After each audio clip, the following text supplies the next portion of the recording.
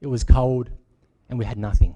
One night, a nun came, and she gave us a bag of cloves and a heater.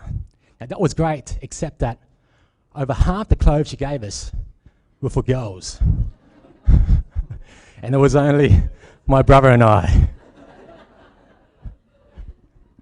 So for over 6 months, Mum would dress me up in girls' clothes rather than throw any of it out.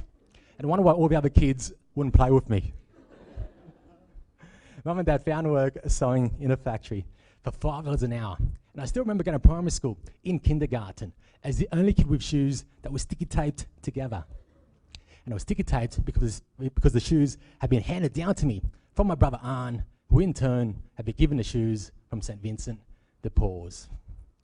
Life for the next 10 years, however, brought many, many more challenges. I still remember coming home from school one afternoon in year 7 to find out that Mum and Dad had separated. At the age of 12, my brother and I had to help look after Mum and her little sister. And I still recall helping Mum look for a cheap place to stay when we were forced to move, and we found a small unit in Sydney's inner west. And I still remember coming home from school one afternoon to find out that our electricity had been cut off. So my brother, my little sister and I, we sat in the dark, eating instant noodles, uncooked. The next day, Mum caught the train over the city and sold whatever jewels she had, and finally, our electricity was back on. Life over those years was tough, but what got us through it all was that we've been taught since a very young age about resilience. That in your life, you're going to get knocked down over and over and over again, but you've got to find a way to pull yourself back up. The person who taught me more about this than anyone else in my life was actually my mum. Let me share with you now a small story about my mum. My mum is a really devout Catholic, but back in Vietnam, when she was 17, she went and she saw this monk.